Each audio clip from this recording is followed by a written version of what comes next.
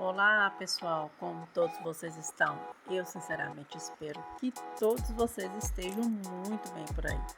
Sejam todos muito bem-vindos ao podcast Uma Leitura no Cinema. Eu sou Gisele Santos e sempre venho trazer aqui minhas dicas e opiniões sobre os livros que eu tenho lido, filmes e séries que eu tenho assistido.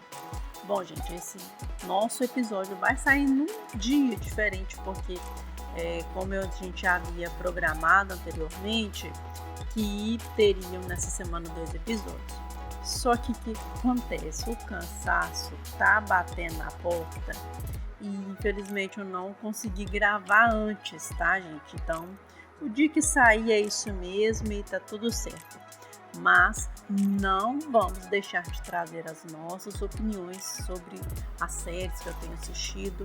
Tá tendo muita coisa muito bacana surgindo aqui. Tem até uma série um pouquinho mais antiga que eu quero trazer para vocês. Eu acho que eu nem trouxe ela antes, porque esperei o hype passar. Realmente fiquei totalmente sem tempo de assisti-la. Então assisti ela recentemente, venho trazer as minhas opiniões, além de umas outras séries e filmes que estão aí no hype da galera e as nossas coberturas da semana, que as duas séries na reta final ali incendiando mesmo a tela. E mais pra frente, né, a gente vai fazer a programação para as novas séries que já estão surgindo. Em breve vai sair aí os episódios novos aí, episódios especiais com relação a essas duas novas séries, para que a gente dê uma pausazinha de descanso, porque eu preciso urgentemente, e depois a gente vai voltar normalmente com a programação. Mas eu quero também agradecer a todos vocês que estão tanto nas plataformas de áudio quanto no YouTube, que vocês continuem nos seguindo e sejam todos muito bem-vindos. Então, vamos começar o nosso episódio sem mais delongas, né? E pedindo desde já as minhas desculpas diante de todo esse atraso, toda essa confusão que deu aqui na nossa programação. Mas nós vamos começar com uma série. Essa série da Netflix tem 6 episódios. Ela estreou no mês de abril, no dia 26, neste ano mesmo. E é um caso que eu vou ser muito franca com vocês. Eu tive que sentar, ver os episódios e analisar com muita calma, com muita cautela, porque é um caso extremamente complicado. E então a gente já vai começar, já vou falar de que série nós vamos falar, que é a série do caso Assunta. Eu não me lembro, gente, realmente meu cérebro tá pipocando aqui e realmente eu não me lembro da gente ter falado dessa série anteriormente. Mas em contrapartida, de toda maneira, a gente vai falar sobre ela e eu quero trazer as minhas opiniões com relação à série em questão, porque o caso em si eu não quero adentrar, porque nem é o intuito do nosso programa de falar a nossa opinião com relação ao caso.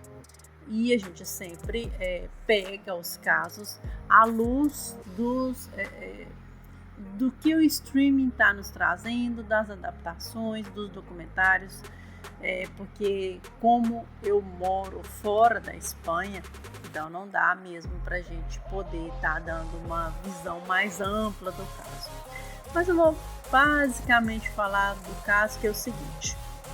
Em setembro de 2013, por volta do dia 21 de setembro, uma pré-adolescente chinesa que foi adotada por pais espanhóis, uma vez que a mãe, que é a Rosário, ela tinha lúpus, e um tipo de lúpus que poderia trazer muitas complicações na gravidez, juntamente com o seu então marido na época, o Afonso. Ela é uma advogada, ele é um jornalista, e eles decidem então, com a Assunta com 9 meses de idade, acaba adotando ela. Só que diante de diversas situações que estavam acontecendo com o casal, a Assunta ela é tida como desaparecida.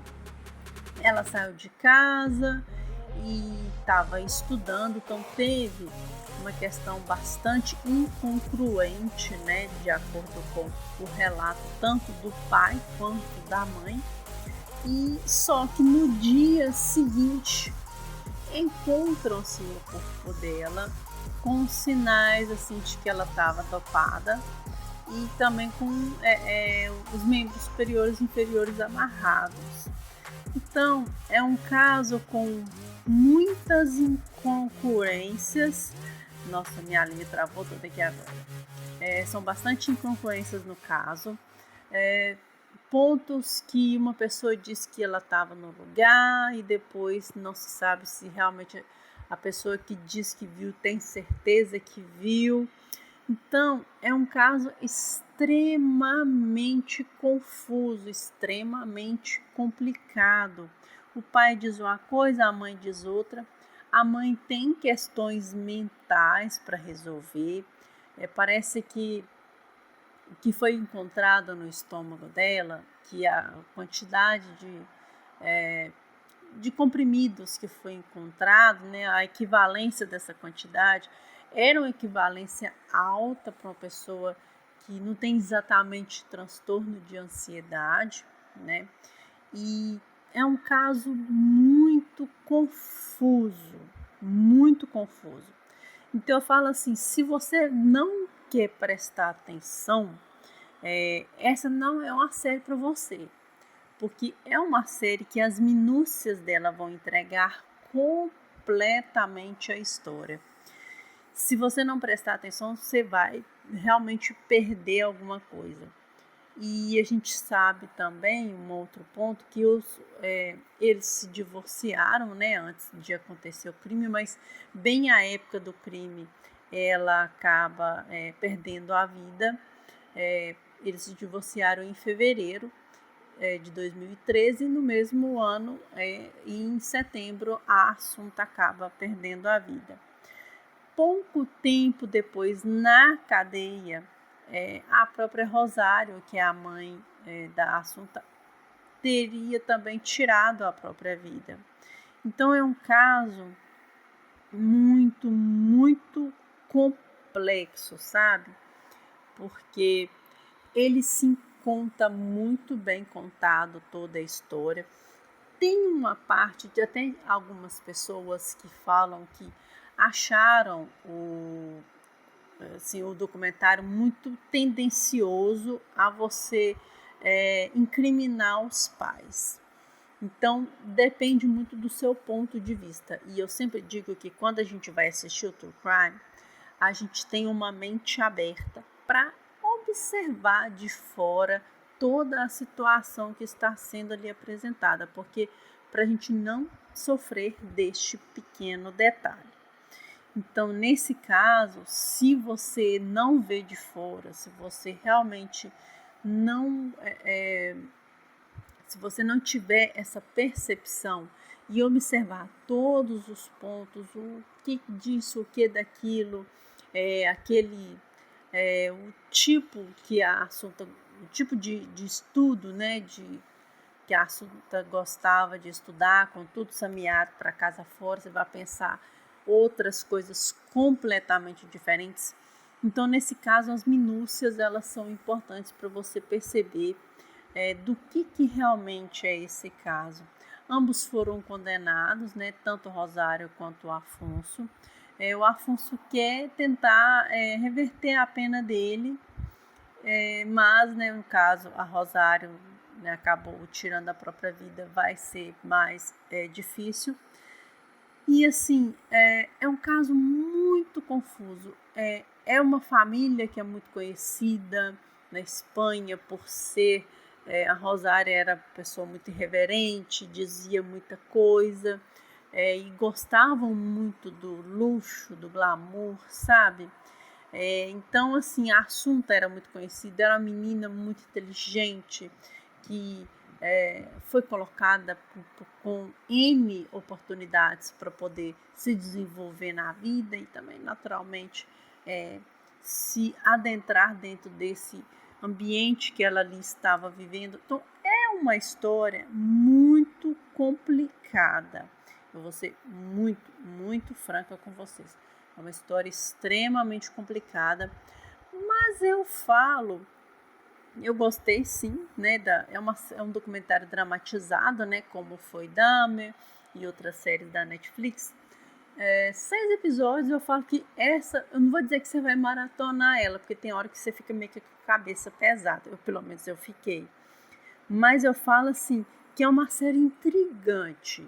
Eu acho que se você gosta de um true crime confuso, digamos assim, esse aqui é para você. Então essas são as minhas impressões da série, no caso Assunta. 6 episódios na Netflix, assiste lá, depois você volta aqui e me conta o que vocês acharam. Porque a gente já vai para a segunda indicação de série da semana, que é mais um true crime, mas esse é mais atual. O caso é antigo, o caso é da década de 80, finalzinho ali da década de 80, início dos anos 90, e é um caso que tá deixando a galera de orelha em pé, tá? É a antologia do Ryan Murphy, que antigamente, como se fosse anteontem, né mesmo? Como se fosse anos atrás, não é? É uma antologia que começou com uma excelente e indigesta série, mas muito bem contada, muito bem dramatizada pelo elenco à época. E, como prometido, ele está contando uma nova história de crimes que aconteceram e que abalaram a vida americana, a vida nos Estados Unidos, que é a série Monster. Agora falando dos irmãos Menendez e o crime que envolveu os pais deles. Vou falar assim para não ter muitos problemas nas duas plataformas. Então, o caso em si, basicamente, a gente vai dar as nossas impressões, e o caso basicamente seria que em 1989, eu vou falar aqui os nomes, deixa eu só pegar aqui a minha colinha, isso mesmo, do Lyle e do Eric Menezes, no dia 20 de agosto de 1989, eles chegam em casa, ambos armados com espingardas de calibre 12, surpreendem os pais na sala de televisão, aparentemente, e eu falo que o total dos disparos foi um total de 15. E aparentemente o pai foi primeiro, depois a mãe foi alvejada depois de tentar escapar, irem ao carro, recarregarem e eles conseguirem eliminar a mãe. Só que o caso ele é complexo por diversas maneiras.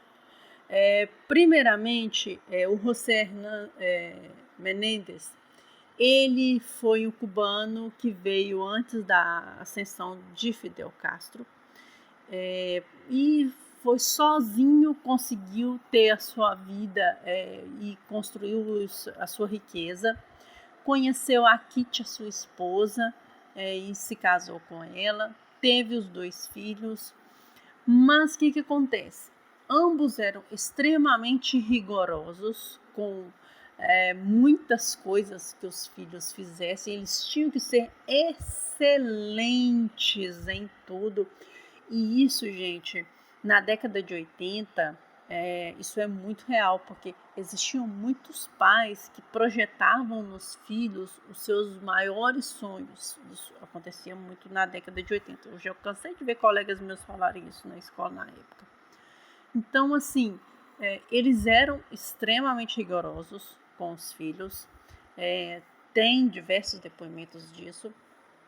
Só que ambos eles eram pessoas de índole duvidosa, na minha opinião. Porque o Eric era mais contido, mas ele tinha um olhar meio perigoso. E o Lyle, que é o mais velho, né, tomara que eu não esteja errando aqui os nomes, ele era um menino que era muito cobrado, né? Ele era assim, muito espontâneo e tudo mais. Ele acabou tendo um problema de calvície muito jovem, e o pai não aceitou de jeito nenhum que tinha que usar peruca. E a questão maior desse caso, que foi um crime muito brutal, assim, da quantidade, né, de tiros que foi dado, e também foi, na época, até uma tentativa de atribuição à máfia, porque como o José Menendez ele era muito voltado para a indústria do entretenimento, na época, a máfia tinha algumas ligações com alguns grupos ali. Então, por causa disso, e eles também tentaram atribuir esse crime à máfia, mas posteriormente descobriu-se que eram os dois, porque ambos esbanjaram a herança, né? E eles alegavam, no primeiro julgamento principalmente, que sofreram abuso tanto emocional quanto íntimo, digamos assim, do pai, né? E a mãe era, além de fazer esse abuso mais emocional com eles, era conivente com as atitudes do pai. Já o segundo julgamento na década de 90, no iníciozinho dos anos 90, o juiz entendeu que o caso foi televisionado, teve uma mídia grande, tinha tido posteriormente o caso do O.J. Simpson, que ele foi absolvido. Então foi uma série de fatores que levaram esse segundo julgamento à prisão perpétua dos dois. E na época, essa questão de abuso era uma questão que não era muito falada, não era muito debatida. Então tem ainda um grande burburinho com relação a esse caso, porque a ideia de algumas pessoas é que eles revessem a pena, para que os dois pudessem ser libertos, porque hoje eles têm uma postura melhor na prisão, já participaram de terapia de diversas coisas, ambos já são casados hoje. Então, assim, é um caso complicado, tá, gente? E a série é maravilhosa porque ela não te diz exatamente de que lado você tem que estar. Ela simplesmente te dá todas as nuances, a cena que mostra o que poderia ter acontecido no dia é bárbara, é muito bárbara. E tem uma outra cena que, aliás, eu gosto de falar isso aqui, tem um alerta para gatilho, tá? De violência e também de abuso, tá? Então, se você é muito sensível a esse tipo de tema, às vezes essa série não é para você. Mas eu falo assim, é uma série muito bem contada. Os irmãos, os atores são maravilhosos e eu falo assim, que me deu um certo rancinho de vê-los. O depoimento, que tem uns depoimentos deles no YouTube do primeiro julgamento, realmente choravam muito. Você percebe assim que eles ficaram bastante traumatizados com relação ao abuso. E vítima de abuso, gente, é uma coisa complicada, tá?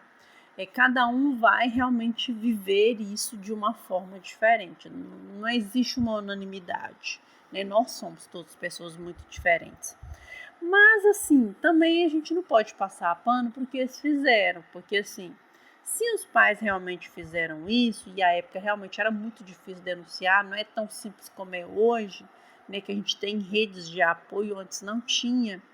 Mas eu falo assim, eles eliminaram os pais de maneira muito bárbara, assim, e isso não tem o que discutir, que eles não cometeram, porque ambos são réus confessos, né, então é difícil chegar num consenso. O que eu posso dizer é que eu gostei muito da série, né, dessa interpretação dos atores.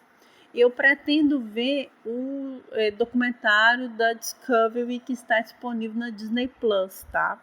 Eu não vi ele ainda, não vou falar sobre ele agora.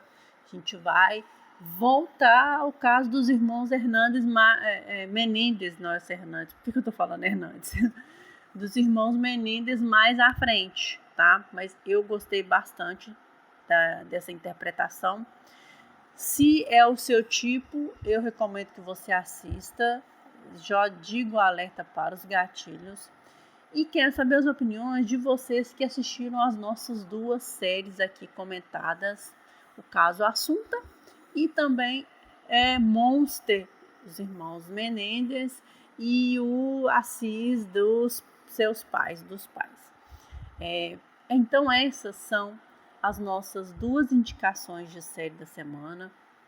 E eu quero desde já agradecer e quero a opinião de cada um de vocês, porque agora no próximo bloco nós já vamos falar dos filmes que nós estamos indicando para vocês assistirem. Porque nessa primeira indicação de filme da semana, foi até curioso porque os 2 filmes têm uma semelhança com relação ao assunto principal dos 2.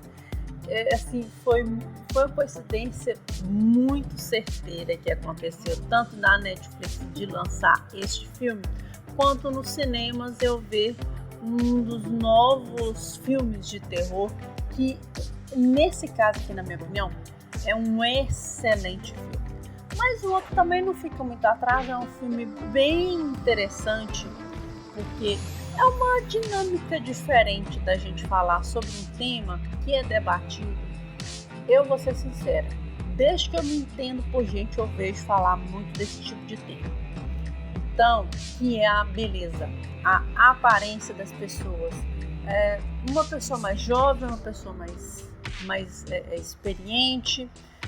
O que é este padrão de beleza e o quanto que esse padrão pode, de fato, impactar a sua vida de alguma maneira, independente da idade que você tem, beleza? Porque eu falo assim, tem muitas meninas que são muito jovens e que querem alcançar uma beleza tipo de uma Gisele Bündchen, de uma Cindy Crawford, que é antiga também, e também uma beleza como a gente pode olhar das atrizes da moda, então assim, ou Taylor Swift, enfim, você tem a sua própria beleza. Eu sempre falo isso muito na loja, porque tem as pessoas que realmente não se comportam bem, não se vestem bem, mas eu acho que o padrão de beleza, cada um tem o seu, e é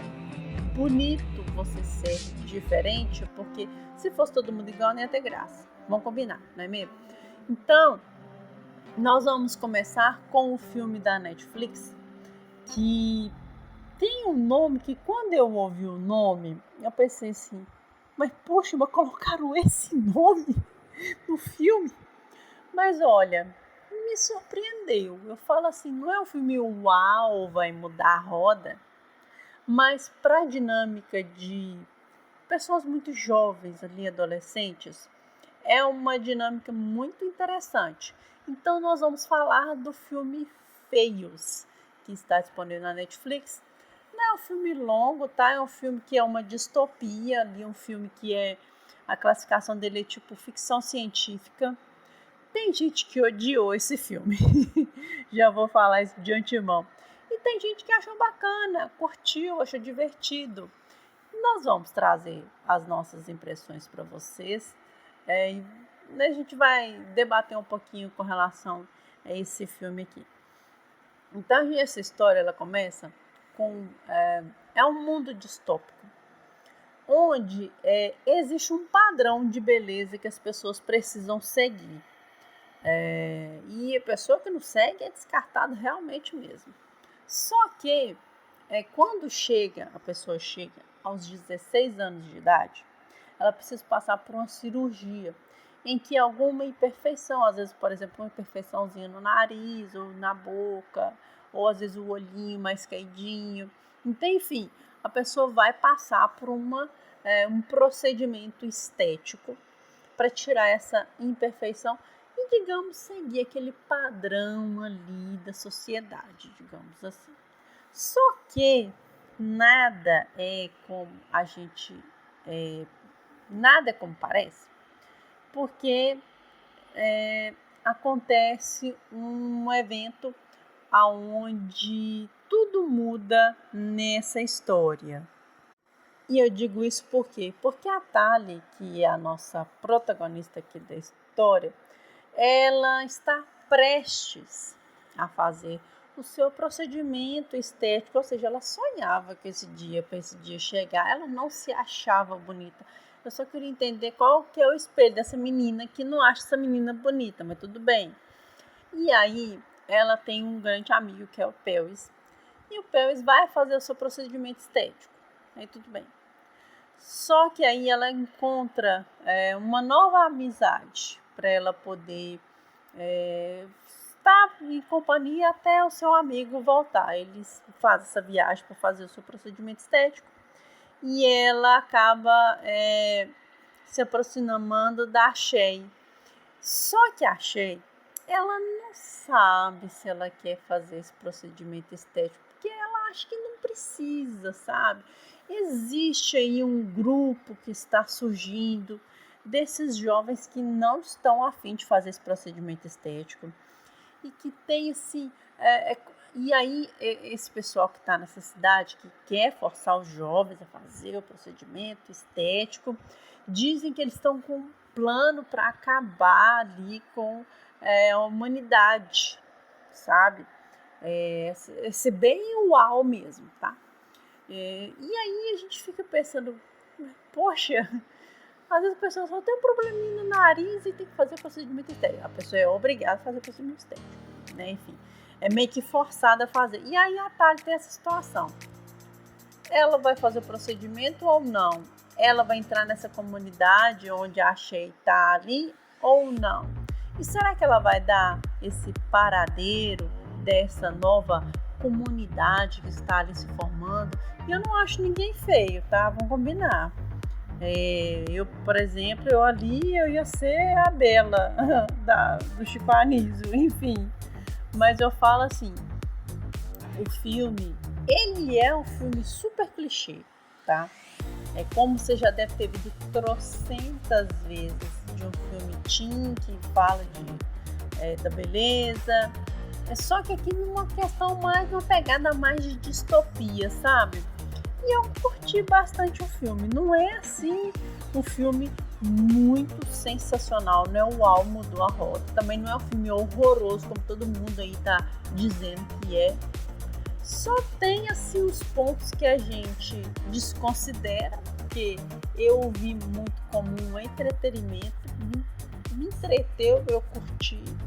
Não é também assim um filme maravilhoso, não. Você pode ver e não gostar, tá tudo certo. Você não precisa também gostar do que eu gosto, porque o meu humor é tipo Chapolin Colorado.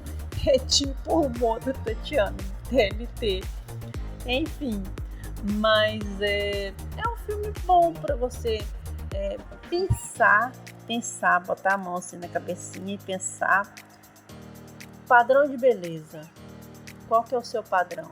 E você está disposto a se submeter àquilo que a sociedade quer que você tenha num padrão de beleza?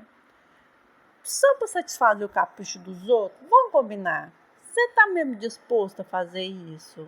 Ô gata, você está mesmo disposto? Ô gato, você está mesmo disposto? Porque a gente já tem aqui uma comunidade que é contra, eu acho que eu vou entrar nessa comunidade, tá? Eu só acho isso. Então, gente, é um filme bacaninha, não é um filme sensacional, mas é um filme que dá, sim, para você entreter, com certeza, tá? Então, essas são as minhas dicas e opiniões com relação a Feios, o filme da Netflix, que tá bombando, o povo tá adorando, tem outros que estão odiando, enfim. Filme não é unanimidade, tá? Não é mesmo. Mas, essa segunda indicação de filme da semana, olha, esse aqui, na minha opinião, é um gore.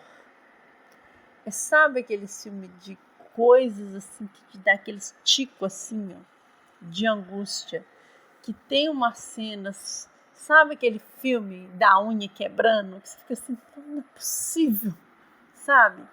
Que te deixa com um certo nervosinho. Pois é, Pois é, esse é o filme e essa é a hora da gente falar de um dos grandes filmes do ano que tá mexendo com a galera. Todo mundo ficou surpreso com esse filme. E agora é a nossa vez de falarmos de A Substância. E eu vou falar com vocês uma coisa. Cara, eu nunca imaginei ver a Demi Moore nesse tipo de papel aqui. Eu acho ela bonita até hoje, tá? Ô Demi Moore, deixa eu te contar. Tu é gata, filha. Não precisa você ficar irritada, não, tá? Você pega esse povo e bate neles. Então, assim, a gente vai falar... Tô brincando aqui, gente, pelo amor de Deus. A gente vai falar sobre as nossas impressões de A Substância, que é um filme sensacional. Eu curti demais. Mas, né, já tentando meu veredito antes da hora, a gente vai falar sobre o que é esse filme. Nesse filme a gente vai conhecer a Elizabeth Spark, que é uma renomada apresentadora de programas que são programas fitness ali, da questão de aeróbica.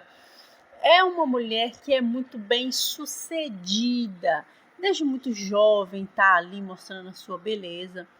E naturalmente a idade chega para todo mundo. E também para a Elizabeth, também chegou a idade para ela. Então, no auge dos seus 50 anos de idade, a Elizabeth acaba sendo dispensada, né, do seu programa ali, que ela lutou com tanto afinco, e se sente escanteada, tá? Ela se sente completamente perdida, completamente inferior. E aí, ela recebe uma proposta, como é que eu posso dizer? Uma proposta misteriosa. Existe um experimento que está sendo feito por um laboratório muito suspeito, em que é utilizado uma certa substância, e essa substância promete rejuvenescer a pessoa em muitos anos na sua vida. Mas essa substância, ela existe uma posologia para ser aplicada. Num certo período, essa posologia precisa ser aplicada, tendo determinado intervalo. E que, se caso não for cumprido todas essas regras, os efeitos colaterais são inimagináveis, tá? Então é mais ou menos assim. Só que a Elizabeth então falou, olha, eu preciso disso, eu preciso resolver minha vida e bora tomar esse negócio aqui. Olha, lá vem a Elizabeth com esse rolê. E assim, pelo programa, pela posologia, ela vai aplicar essa substância. Ela vai sentir diversos efeitos colaterais. Mas ela vai rejuvenescer e ela tem 7 dias para essa nova identidade dela, essa nova mulher jovem que ela vai se transformar, fique a postos, né? Fique ali na mídia, né? Vai viver a sua vida. E 7 dias ela tem que ficar com o seu corpo atual. E que não tem jeito de fazer, que esse prazo não pode ser alongado, e que existe uma forma de rebootar o processo. E esse reboot só pode ser feito uma única vez. Ele não pode ser repetido, esse processo de rebootar. Então, olha a sinuca, na minha visão, que a Elizabeth vai acabar se envolvendo. Mas aí ela faz o processo, e é um processo, gente, que olha, vocês estão lembrados daquele filme A Experiência, Alien, Enigma de Outro Mundo? Você vai ver mais ou menos isso aqui, porém com a Demi Moore, tá? E aí vai surgir uma mulher estonteantemente linda chamada Sue. E a Su vai conseguir tudo. Ela vai conseguir um programa, e ela vai ser capa de revista, e ela vai ser uma mulher muito desejada, muito cobiçada, mas a Elizabeth vai ficar ali, escanteada, para escanteio, vai ficando mais deprimida, mais cansada. E aí a gente vai vendo a situação em que a Su cresce, mas a Elizabeth ela cai. E as cenas que esse processo vai se dando e o que vai acontecendo no andar dessa carruagem. Eu não vou dar spoiler. Tem vídeo do Lucas Maia, Refúgio Cult. Eu não falei anteriormente nos outros blocos, mas tem os outros criadores de conteúdo que falaram desses filmes. Do vídeo anterior falou a Joyce, do Ler Até Amanhecer, o Beto Ribeiro. Enfim, eu sempre vejo as resenhas dos outros criadores de conteúdo, Matheus Sinestera, enfim, o Otávio Gato Super 8. Então eu vi todos esses meus colegas queridos e muito, muito trabalhos espetaculares no YouTube. E todos eles foram unânimos nos vídeos anteriores, né, nos blocos anteriores que a gente falou, e agora também, que essa é a substância, né, no caso desses que eu falei, de último Lucas Maia, também o Matheus Sinestera e outros também. Gente, que filme sensacional, tá? O trabalho da Demi Moore é maravilhoso, a Isabela Boscov também falou bem, todo mundo falou bem nesse filme. Então, assim, maquiagem, fotografia, os efeitos, olha, demais. E tem umas cenas ali que você fica agoniado de ver. É um horror gore muito, assim, muito bem feito, muito bem arquitetado. Uma história muito envolvente, tá? A diretora que brilhou de novo, tá? Eu não vou lembrar o nome do outro filme que ela fez, mas enfim, os outros criadores acabaram lembrando e falaram. Mas é assim, muito bem feito mesmo. Eu curti demais. Para mim, é um dos melhores filmes de terror do ano, com certeza. E, enfim, sem palavras, sem comentários com relação a esse filme. Mais comentários, né? É muito bom porque esse bloco também tá ficando gigantesco. Então, gente, gostei dos dois filmes. São dois filmes falando muito sobre beleza, padrões estéticos, e são duas excelentes indicações. A Feios é uma coisa assim mais simples, um roteiro mais simples, um feijão com arroz que você pode ter uma indigestão ou não, mas para mim foi muito gostoso, foi muito divertido. E a substância, esse filmaço com bastante propriedade, mais consistente, é um filme mais de terror que vale muito a pena ser assistido. Então são essas as nossas duas indicações de filmes da semana. Me despeço de vocês nesse bloco, porque agora a gente já começa com o nosso bloco das coberturas da semana.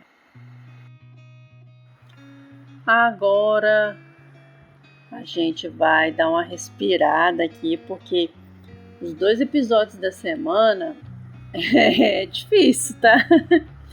Esse bloco de coberturas da semana tá um chuchu. E não é picolé de chuchu, como diz o Lucas Maia, não. Aqui é muita substância, porque ambos os episódios a treta começou assim na velocidade da luz, tá? E, na minha opinião, são 2 episódios muito bons mesmo. E compensa muito essa experiência de estar assistindo os 2 episódios.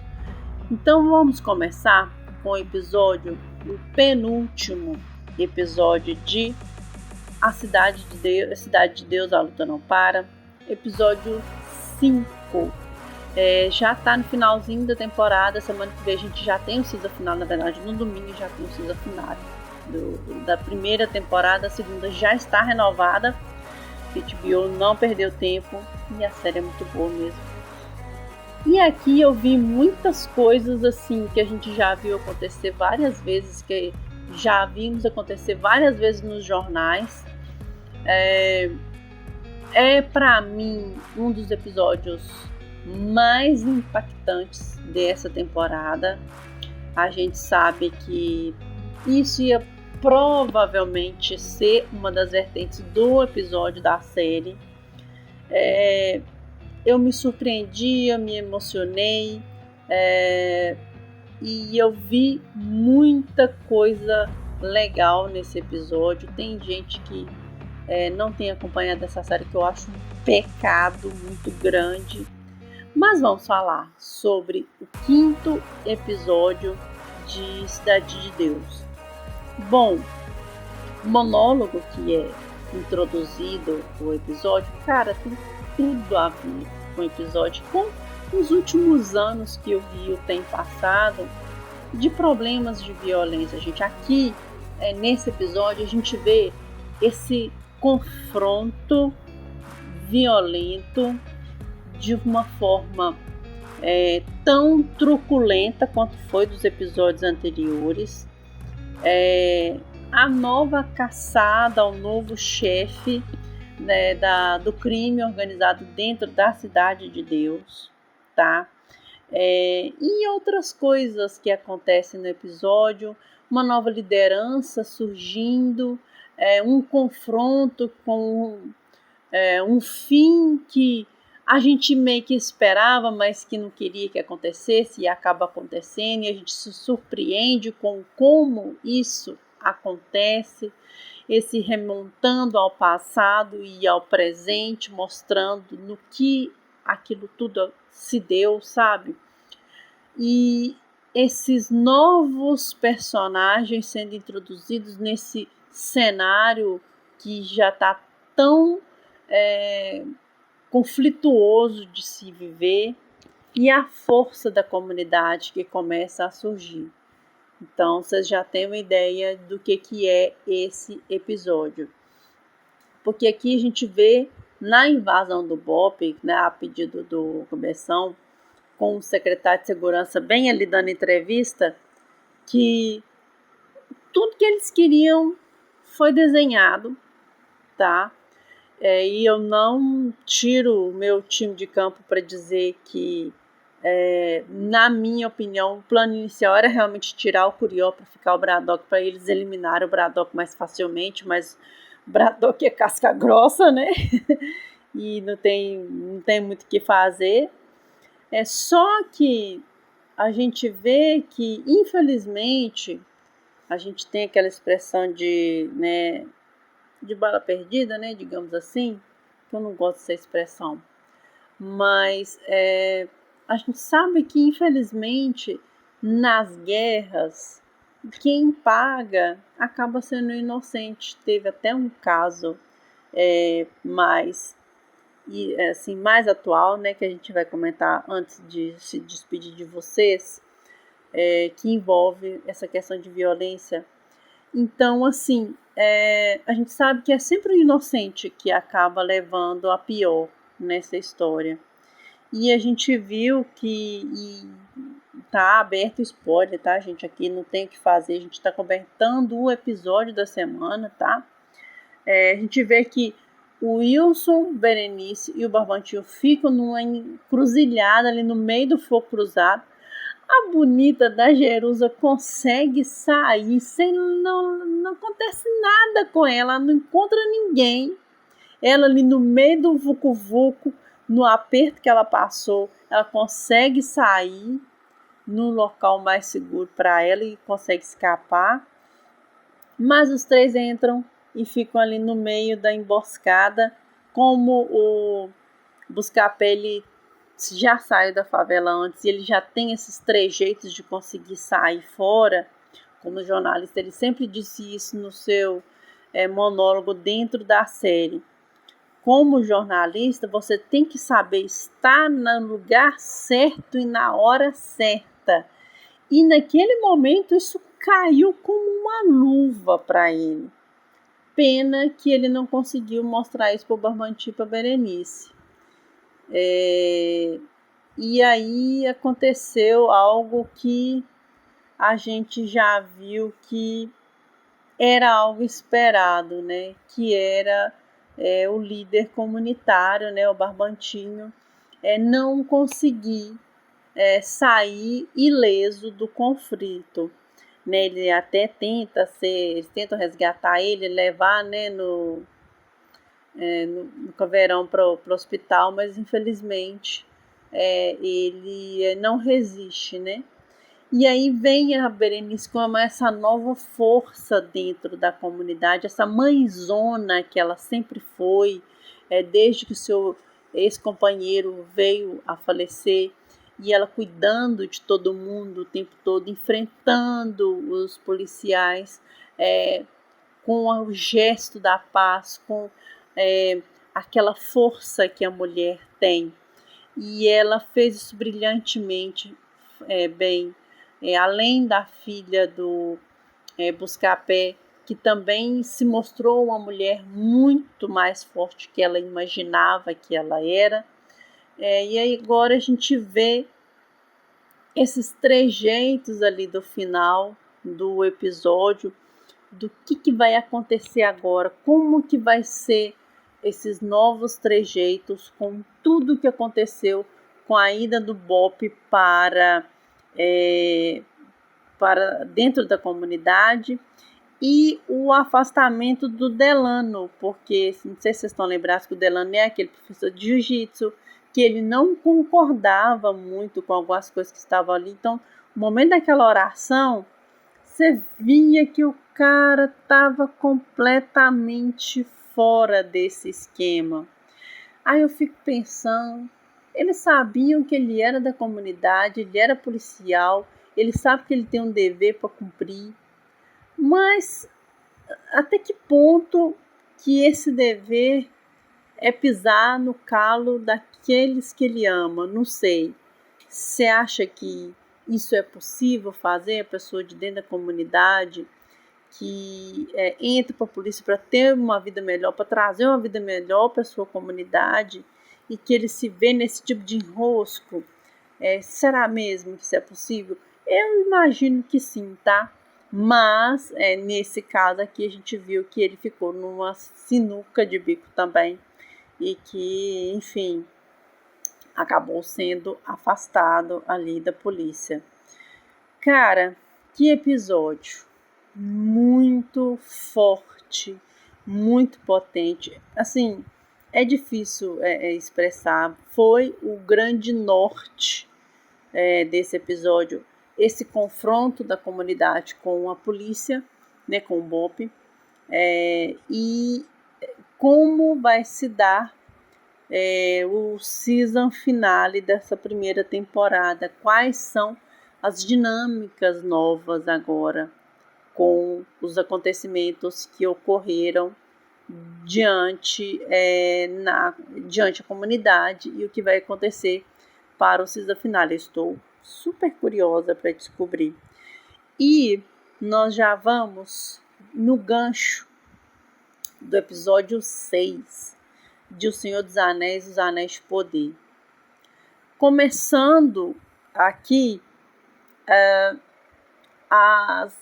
os núcleos expandir, né? Expandindo os núcleos. E olha, de novo, o Sauron conseguindo seus objetivos. E olha, a manipulação desse cara é tão potente. Eu acho que ele aprendeu direitinho com o senhor dele, o Morgoth, porque o próprio Adar tenta fazer isso com a Galadriel. E mesmo nas questões todas que estavam ali acontecendo, ele sabia que o Halbrand era o Sauron, e ele só precisava dessa confirmação dela. E o que vai acontecer que ele acha, que o Sauron imagina, que ele está a um passo dele? e sempre ele esteve a um passo dele. Ele conhece o Sauron, ele sabe as minúcias que o Sauron usa, tanto que ele usou as mesmas minúcias com a Galadriel, ele fez a mesmíssima coisa. Então, esse poderio do Sauron, você vê que ele vai alongando cada vez mais, mesmo com o Sauron indo lá em Khazad-dûm, tentando mais Mithril, o Mithril tinha acabado, ele recebeu um sonoro não, e a gente viu que, infelizmente, o rei Durin está completamente... não é ele que possui o anel, é o anel que o possui, e o filho tentando, junto com a Disa, de todas as maneiras reverter a situação. Mas é complicado ver isso tudo acontecer e não sentir tristeza, gente, porque não dá. Então, outro ponto que a gente vê que o Arondir está próximo de Eregion, ele percebeu, né, ele conseguiu pegar aquele mapa para ver para onde os orcs estavam indo. E eu acho que agora o Arondir ele vai ter uma nova camada para ele poder se expandir como um novo personagem, né, uma nova missão para o Arondir. E além disso, a gente vê como essa derrocada do Celebrimbor ela se deu, porque quando a gente lembra, né, do início, né, do prólogo lá de A Sociedade do Anel, e a gente vê todos esses trejeitos do Sauron e o Isildur fazendo o que ele faz, e que teve o final que teve, né, enfim, e como que isso foi se dar lá na frente. Então aqui é meio que essa experiência de como isso tudo se deu, e é incrível ver isso. Outra coisa interessante que a gente viu no episódio é essa questão da Nori com relação aos grados, porque ela acha que eles não precisavam passar por aquilo, mas eles têm jornadas muito diferentes, que a jornada dos pés peludos é uma, mas a dos grados é uma outra jornada. E até a líder diz para ela que aquilo ali não é só o lugar que ela está, aquilo é a casa dela, é o lugar em que ela se casou, é o lugar em que ela enterrou o seu marido, é ali é o lugar que ela quer ficar junto com a sua tribo. E aí a Nori vai entendendo esses outros trejeitos também. Essa questão de jornada também, o que você vai fazer com a sua jornada, isso é muito importante, porque a gente vê o Elrond também numa situação em que ele não sabe o que fazer. E é interessante porque a gente vê tanto Durin quanto o Elrond na mesma sinuca de bico. Quando ele pega os anéis lá no primeiro episódio da Galadriel e não quer devolver para ela. E aqui o Durin vê o Elrond na mesma situação, porque ele vê o pai dele na situação que ele está, ele sente que o pai dele está lá dentro, mas ele não sabe o que fazer. Então eu falo assim, olha que coisa espetacular que está tendo aqui nesse episódio. E o Ada fazendo exatamente aquilo que o Sauron queria, que ele entregasse o seu exército para ele. Então aqui a gente vê o Celebrimbor se desmanchar. Eu estou acabando falando coisa do episódio 7, mas eu falo assim que ele se une muito ao episódio 7. Mas a gente vê essa derrocada do Celebrimbor. E cara, que sensacional isso aqui. Todos os atores trabalhando muito bem. E essa história se desnudando cada vez mais. E outro ponto que até muita gente não gostou, né, durante toda a temporada, mas aqui eu acabei contando coisa do episódio 7, igual vocês já estão percebendo, Mas a gente vê muito de Númenor nesse episódio. Então focou muito mais em Númenor nesse episódio. E aqui a gente vê muito da hombridade, da honestidade do Elendil, do quanto ele acredita que a Míriel é sim a governante que deveria governar. Ele aceita ser sacrificado como os Valar aceitariam, né? E eu não tenho dúvidas que ele não sobreviveria àquele sacrifício ali, mas a Míriel, como ela vê que ele está fazendo por ela, em nome dela, ela decide no lugar dele, e pelas leis isso pode acontecer, isso é aceitável acontecer. A filha dele meio que é uma amiga da onça, né? Tenta fazer o pai dela mudar de ideia, mas ele não quer, ele prefere não estar mais entre eles, mas que ele tenha a sua dignidade sem estar à venda. E acontece que a Míriel volta. O monstro marinho ali até tenta pôr um medinho nela, mas ela não, filho, aqui não, aqui quem manda sou eu, não me irrita. E ela volta. E aí termina então essa parte de Númenor com ela realmente estando considerada como inocente. E os trejeitos do Sauron, gente, que são sensacionais. O Adar tentando ali fazer com que a Galadriel entregue o seu anel para ele, e que juntamente com a coroa de Morgoth, que é aquela coroa lá do início do episódio, que o Adar guardou ela, possam ser usados contra o Sauron. Você já imaginou o Sauron com a coroa e coisa bendita desse anel? Ele já fez os 9 lá, ele tá querendo fazer os 9, tá tentando fazer os 9.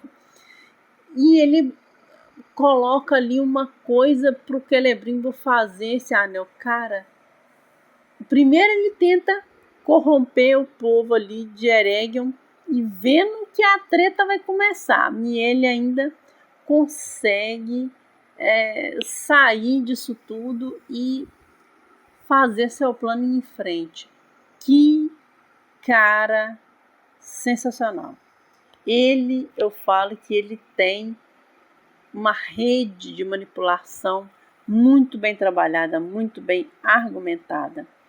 E, bom, eu já contei um bocado do episódio 7, então, na próxima semana eu vou voltar e vou contar o restante do episódio 7 para vocês. Eu comecei a assistir, eu não resisti, gente. Eu falei assim, cadê o episódio 7? Eu já comecei a assistir, enfim. Mas é bom demais, gente. Isso aqui tá bom demais, pelo amor de Deus.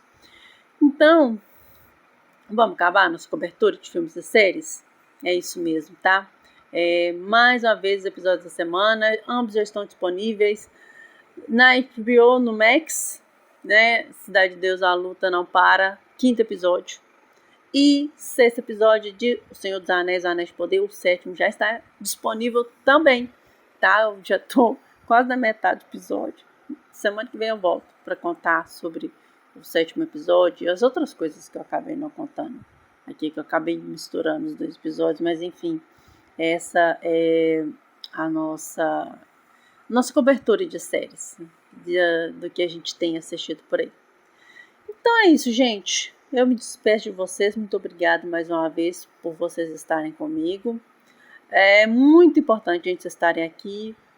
Classifiquem o nosso podcast nas plataformas de áudio. Segue a gente, se inscreve no canal e dá um like no nosso vídeo, que ajuda pra caramba. E para finalizar, eu quero relembrar de 2 adolescentes, 2 jovens que tinham muitos sonhos pela frente e que nessa situação ali do Oriente Médio, que a gente torce tanto para acabar, e 2 brasileiros a gente descobre pelos jornais que perderam a vida essa semana. Um adolescente de 15 anos e uma jovem de 16. Ambos têm descendência tanto do Oriente Médio quanto, né, do Brasil. Em ataques no Líbano, isso aconteceu. E a gente não pode deixar, gente. Eu sempre falo que essas vítimas, elas não podem ser esquecidas. E são vítimas da violência, da intolerância, né? Assim, tudo dá para resolver com diálogo. Eu nunca vi uma guerra ser ganha com a outra guerra. A gente sempre perde muito mais do que ganha. Então a minha solidariedade, tá, ao povo do Líbano, né, aos parentes aí das vítimas que se foram. Pô, gente, quando eu vi o choro daquele menino, meu coração partiu no meio, sabe? Ele perdeu o pai também, né? Não foi só o irmão dele, ele perdeu o pai dele também. E são mais 2 vidas que se vão de tantas outras, quantas vítimas que a gente está vendo aí nesses conflitos aí armados que estão tendo aí mundo afora. Vamos lembrar deles, tá? Eu quero agradecer para você que está nos acompanhando e faça uma oração por eles. Eu acho que as famílias vão ficar muito mais confortadas com as nossas orações, com o nosso pesar, e que Deus possa nos abençoar, de que esse mundo seja um lugar um pouquinho melhor para a gente viver, com mais tolerância, mais respeito, mais sinceridade de coração, menos falsidade também. Eu acho que todo mundo espera isso. Então, beijão, gente. A gente se vê na próxima semana. Em breve eu vou trazer os outros episódios. Nosso episódio do ano de setembro já vai estar no ar no domingo. Se já não tá, né? No momento que isso aqui sair, não sei quando eu vou colocar. Mas é isso. Nos vemos na próxima. Um grande abraço e até mais.